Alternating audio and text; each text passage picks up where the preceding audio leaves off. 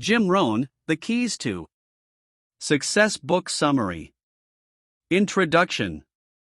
You can always get more money, but you can never get more time. No one person has all the truth.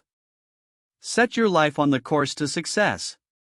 Chapter 1. What I hope you will find in reading this book. 1. Sincerity. Sincerity is not a test of truth. Do not make the mistake of thinking, he must be right, he is so sincere.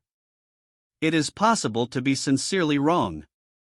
The only test of truth is truth itself. 2. Ideas. There is nothing so powerful as an idea whose time has come.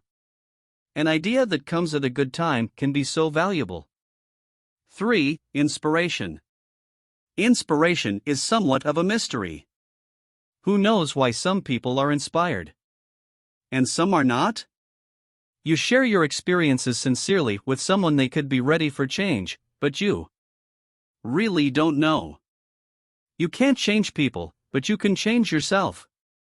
4. Guidelines. 5. Translation. How to get the most out of this book. 1. Be thankful for what you already have. Thanksgiving seems to open up the channels for receiving more. Cynicism stops the flow of good ideas, but thankfulness for your education, freedom, democracy, culture, health, and opportunity will open you for more blessings. 2. Be eager to learn. No matter what you have already learned, be eager to learn more. 3. Argue later. By listening to a variety of voices, you can take the ideas and opinions of others and modify whichever of them you have to. Make sure whatever action you take then is the product of your own conclusion. Don't just act on what someone else says without debating and refining it for yourself. Fast track learning. You take a concept, tease out the detail, refine it, and apply it to your own experience. 4. Read with attention. The major keys to successful living. The half-dozen things that make 80% of the difference. 1. Philosophy. This comes from using your mind to think, to process ideas and information. This process establishes a guidance system or a philosophy which will be a guidance system to get us through life emotionally, economically, spiritually, and every other way. This system needs to be constantly refined. Philosophy is the major factor in how your life works out, what car you drive, where you live, what you wear, what you earn. We all need a wind to blow us to our dreams, but there is not much you can do about the wind. We can't change it, but we can catch it. If you're waiting for a good wind to blow, you need to set your sails to make the most of it. That is what philosophy is all about, using your mind to think so that you can refine the set of your sails. Set your sails to make the most of whatever wind may blow. Set a better sail. All the other factors in my life were about the same, but I had changed. We don't know which way the wind will blow, but you can set a sail which will help you avoid the rocks where others will end up. 2. Attitude. Have a good attitude about the past. Treat it as a school or a teacher from whom you can learn. Don't let the past beat you, but teach you. Mistakes are the experience from which we can learn. How you feel about the future is just as important. Have a good attitude looking to tomorrow.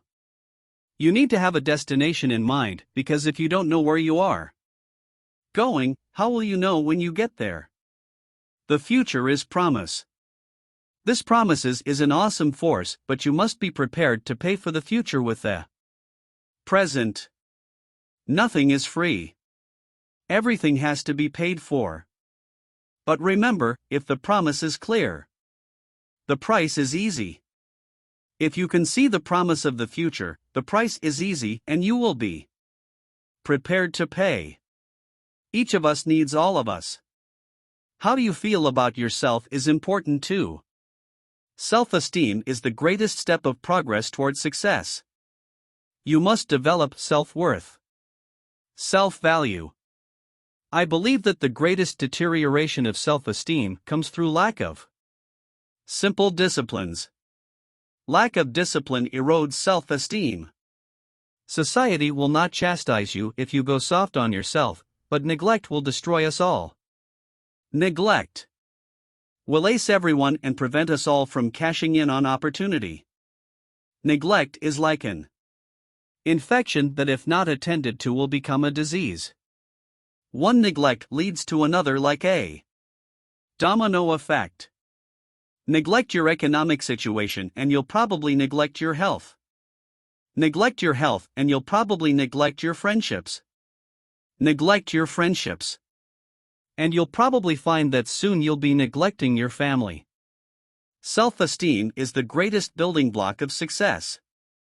All disciplines affect each other. Nothing stands alone. Everything matters. Some things matter more than others, but there is nothing which doesn't matter. One lack of discipline creates a character reaction. Activity. Now life comes from labor, not from ideas and information alone. A great artist or architect may have ideas which are inspiring and show genius, but unless they pick up a paintbrush or pencil, there will be no painting or building. There is no business without activity, making phone calls, making sales, knocking on doors, no matter how wonderful the business plan. Without the labor, there is no reality. Affirmation alone will not do it. Affirmation without discipline is the beginning of delusion. But commitment to labor leads to the miracle of new life. First, do what you can. An ancient prophet said, "Whatever your hands find to do, do it. Don't neglect. If there's a call you must make, make it. If there's a conversation you must have it. Clean up all your neglect. What is easy to do is always easy not to do. Second, do the best you can. Always do more than you get paid for, to make an investment in your future. Work on the principle, I should, I could, and I will. 4. Results. Philosophy plus attitude plus activity equals results. Results is the name of the game. In life we are presented with the seed and the soil and the seasons and the miracle of life. And life asks of us that we produce results. We have the opportunity, what can we do with it? Learn from a successful person's experience to change your own results. Life asks us to make measurable progress in reasonable time. Ask more of yourself. 5. Lifestyle. For all of us, our philosophy, attitudes, and activity lead to results, which in turn makes 4. Lifestyle. Self-development, the first step towards success. Chapter 2, Personal Development. The major challenge of life is to see what we can become, not to see what we can get. What we can become is what is important. The major question to ask of your job is, what am I becoming here? This is what is valuable, not what you can get out of your job, but what you can become through it. If you work hard on your job, you can make a living. But if you work hard on yourself, you can make a fortune. Success is something that is attracted by self-development. You can't get rich by demand. You get rich by performance.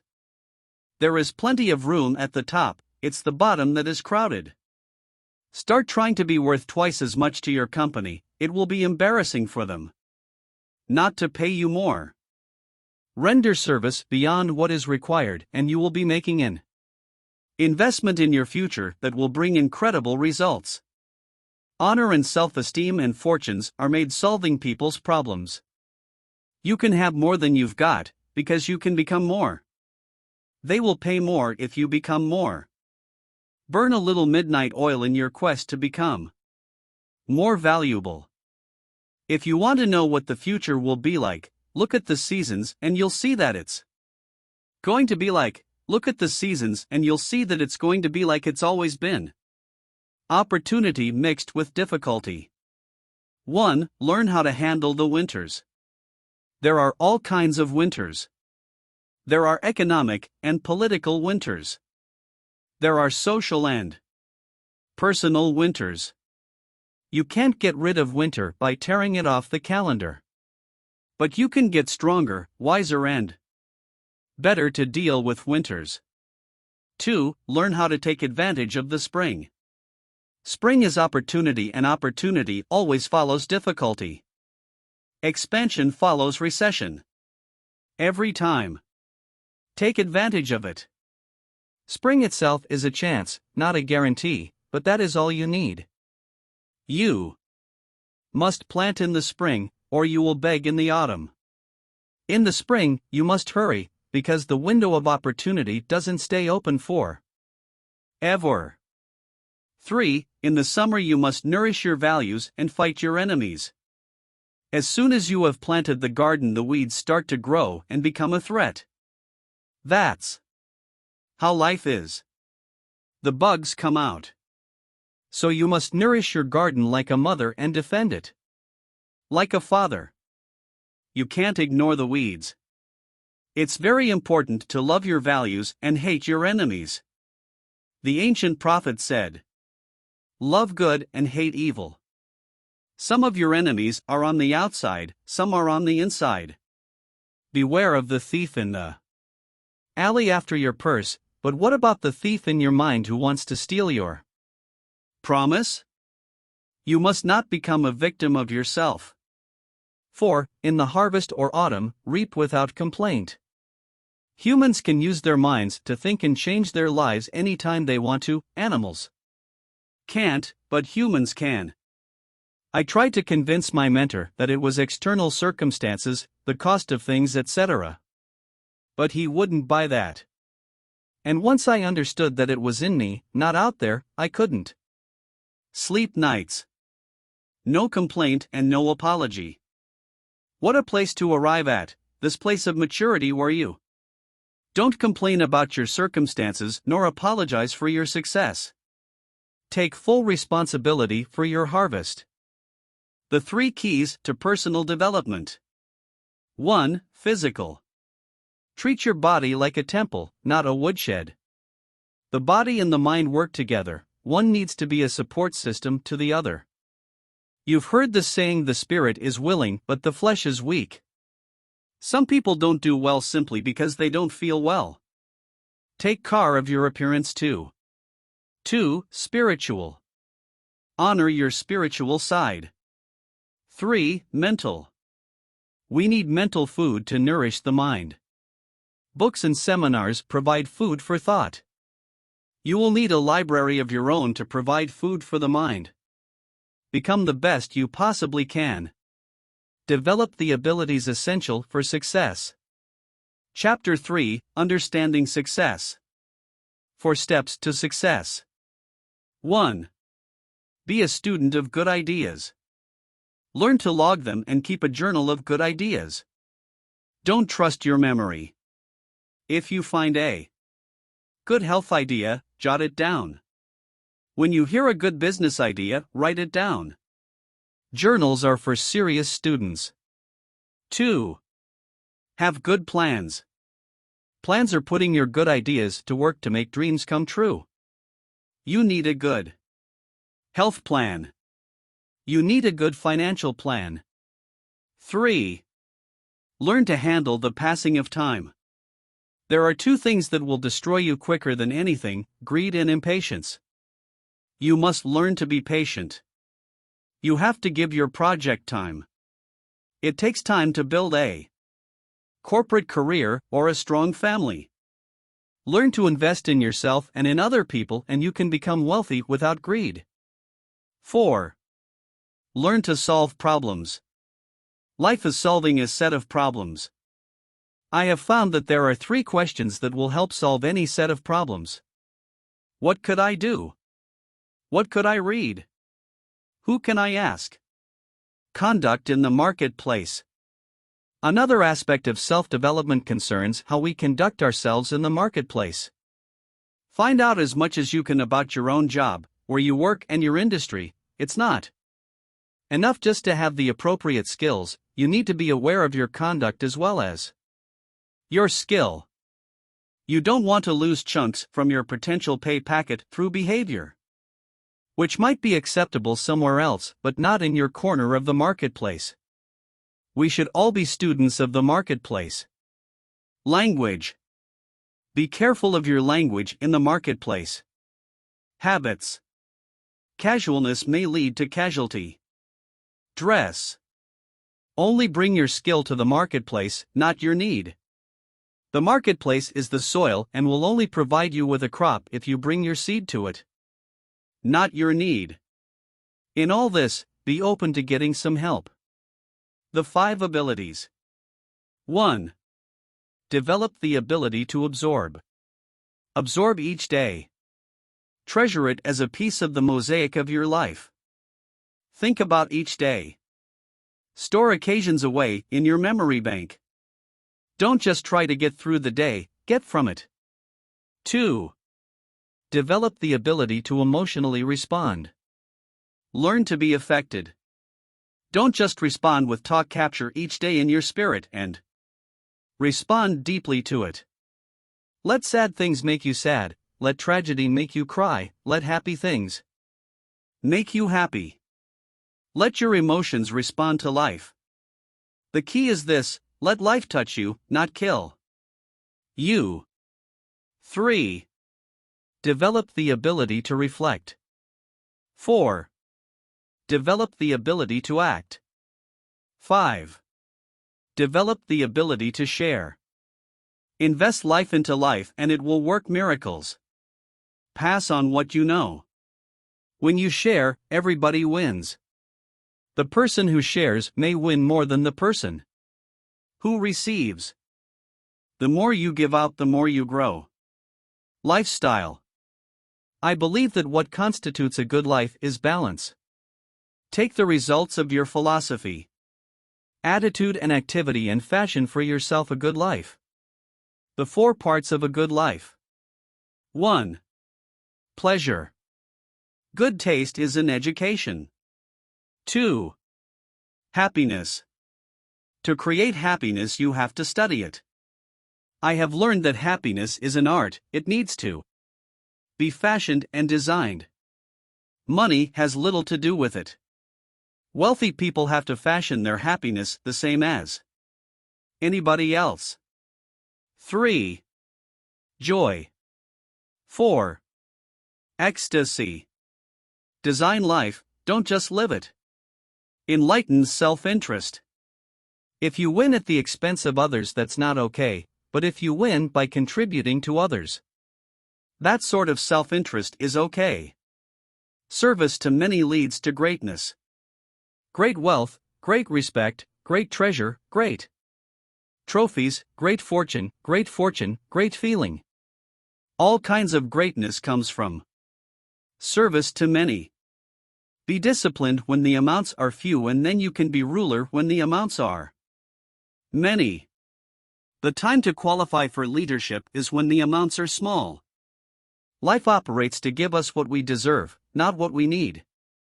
If you plant, you will reap. If you need to reap, then you need to plant. Life was designed to respond to the planters, not the needers. If you search, you will find. Note that finding is reserved for those who deserve it. Who deserves to find? If you wish to receive, you must give. It's much better to give than to receive. You must always pay fair price. Develop the art of good communication. Chapter 4: Communication. For good communication, you have to have an understanding of words. Understand that words are almost godlike in power. In your family, what you say is so important. In management, in sales and business, there is no more powerful tool. Know the power of words. Communication is affecting other people with words. 4 steps that lead to communication. 1. Have something good to say. Communication needs to be a daily practice. Be interested in life and people. Be a student of life. Be fascinated. Fascination goes beyond interest. Interested people ask, does it work, but fascinated people ask, how does it work? Ask questions that go deeper than surface. Examination. Be sensitive. You have to be sensitive to people and where they find themselves at the moment. Be sensitive to people who are not like you. Compassion opens closed doors. Be knowledgeable. For keys that make life worthwhile. 1. Life is worthwhile if you keep learning. 2. Life is worthwhile if you try. 3. Life is worthwhile if you stay. 4. Life is worthwhile if you care. 2. Say it well. If you have all the knowledge but you can't deliver it well, no one will understand you. The first important aspect of saying it well is sincerity. You also need the repetition of practice. And in all your communicating, brevity is important. Sometimes the more brief the communication, the more pointed. To speak well, you have to have style. It's not so much what you say but how you say it. Have a good working vocabulary. A study among prisoners revealed that there is definitely a relationship between vocabulary and behavior. Why? Vocabulary is a way of seeing. 3. Read your audience. 4. Be intense. Intensity is the emotional content of communication. This makes your conversation powerful, words loaded with emotion. Express courage, passion, commitment, love and hate in the intensity of your delivery. The emotion can totally change the impact of your words. Your emotions must be well measured. Don't use too much emotion for a minor point. Don't use a cannon on a rabbit. You don't need that much firepower. Have something good to say and say it well. 5. Identify with your audience. 6. Tools of last resort. A direct attack. Scolding. Sarcasm. Profanity. The art of persuasion. To master the art of persuasion, become a good storyteller. Learn to tell your own story. Have accurate facts. Use and acknowledge quotes. Use straight talk. Offer solutions. Put out a challenge. Have a passionate belief. Use your time effectively. Chapter 5: The Management of Time. The first point I would like to make on time management is that your time is your own to use how you wish. Your life is your life, and you don't have to let anybody make you in there mold. Success is not money or style, but the progressive realization of your own goals. One approach to time management is to ignore it altogether. Remember, it may be perfectly valid to step down to something easier. Another approach to the management of time is to work longer and harder. It's not the hours you put in, but what you put in the hours. You can always work smarter. Work smarter. Make yourself more valuable in the same time. Time management essentials. 1. A written set of goals. Human beings can set goals. No other animal has that ability to reach into the future and shape it. Give serious thought to setting goals for your future. We humans are affected by 5 things: the environment, whether physical, social, or political, events, in our family, community, nation, or the world, the results we have achieved or failed to achieve, knowledge, and dreams. We can't disregard the environment. Events make up our lives, results reward us with assets or liabilities, knowledge is wealth, but dreams shape our future. An ancient prophet said that without a vision, a dream, a good clear picture of the future, the people perish. Unless we can see the rewards, the harvest, we aren't motivated to plant or to work. There are two ways to face the future with apprehension or anticipation. If dreams are strong enough, they become like magnets, they pull you in their direction. A good list of goals will not only pull you, it will pull you through. Pull you through bad times and difficulties. Set goals. Make a list of all your life's goals. List everything that you want to do, to achieve. Go through it and mark the ones you can achieve in 1 year. Then mark the ones that will take 3 years. Then mark those that you see as 5-year goals, and finally any that are 10 years in the future. When the why gets strong, the how gets easy. Purpose is stronger than object. Ask yourself, what kind of person must I become to achieve all I want? Write another short paragraph in answering this question. This philosophy can be life-changing. What is the major purpose in setting goals? To entice you to become the person it takes to achieve them. Set the kind of goals that will make something of you. If you set them too low, so that you don't have to read or take classes or learn anything, you won't grow. Don't join the easy crowd. Go where the demands, the expectations are high. Strive for perfection, the prophet said. Of course, you can't have perfection in health or marriage or friendship or business, but the key is in the striving. Unhappiness begins so subtly with doing a little less than you could, and letting yourself off the hook. That's where you begin to feel unhappy with yourself. It's the start of the slippery slope. Everyone must suffer one or two pains. The pain of discipline or the pain of regret. Don't trade the discipline for regret. Discipline weighs ounces, regret weighs pounds. Beware of what you become in pursuit of what you want. 2. Constant review. Go over your goals regularly and, if necessary, make another list and another until you get it right. 3. Priorities. Don't spend a lot of effort on something that doesn't yield much equity. 4. A written set of plans. Essential to time management is having a game plan. 5. Learn to separate major from minor. 6. Don't mistake movement for achievement. 7. Concentration. 8. Learn to say no. Direction determines destination. You can't change destination overnight, but you can change direction overnight. 9. When you work, work. When you play, play. Don't mix the two. Work is too important to play. Make a work day, and a play day, a play day. Try not to mix them on the same day. Don't play at work, it's too serious. Your future depends on it, your family depends on it. 2.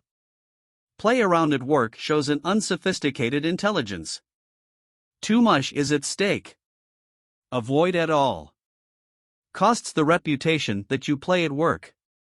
And don't work at play. When you are at the beach, don't have your mind back at the office. It's not good for your family. 10. Analyze yourself. 11. Have a look at your habits. 12. You need to consider your telephone skills, too. 13. Develop a hassle list. 14. Read the good books on time management. 15. Become more alert to antiquated systems. 16. Learn to ask questions up front. 17. Learn to think paper. Keep a journal. The formula for financial success. Chapter 6. Financial Independence. If you could do better, should you? You need a philosophy. The philosophy of the poor is to spend the money and invest what is left. They would swear to you that there is nothing left, therefore they can't invest. Rich people invest their money and spend what is left. What a difference! It's not the amount that makes the difference, it's the philosophy. It's not the money, but how it is allocated, how it is spent. Financial independence does not come from having enough money, but from refining your philosophy early enough in life. You also need to reallocate your resources, both time and money. My strategy for financial independence can begin with $1. I teach teenagers in my seminars to never spend more than 70 cents. Allot 10 cents to charity. Allot 10 cents for active capital. Wages only make a living. The secret is to not use all your profit. Don't eat your seed corn. Use the last 10 cents as passive capital. Invest it for interest and let the interest compound. Keep strict accounts. It is important to at least do what you can. I challenge you to set yourself an at least list of things which you will at least achieve between now and the next year. Then, at least, you will be able to hold your head up. The second point is this: whatever you don't use, you lose. The third thing is that when much is given, much is required. Remember, if your outgoings exceed your income, your upkeep becomes your downfall. In conclusion, leadership is the challenge to be more than mediocre. Society will let you get by being average, but if you want to be better than average, you have to require it of yourself. Leadership is the hope of the future. Somebody has to go out front and turn on the lights. Refinement of leadership requires that you be strong but not rude. Be kind but not weak. Be bold but not a bully. Be thoughtful but not lazy. Be humble but not timid. Be proud but not arrogant. Use humor but not folly. Work with people who deserve it, not the people who need it. Show people how to deserve it. Reward people for small steps of progress. See people as they are and share with them what you see. See people better than they are and see things that don't exist. Have faith. Let your people borrow your vision until they can see for themselves. Finally, all leaders must understand the fact of good and evil. You can't afford the productivity of some people. Today I am a wealthy man because of my heritage. I am also a wealthy man because of my experiences. I am wealthy because of my knowledge. I am wealthy because of my future. I am wealthy because of my friends. I am wealthy because of love. In the end, it is better to live in a tent with someone you love than in a mansion on your own.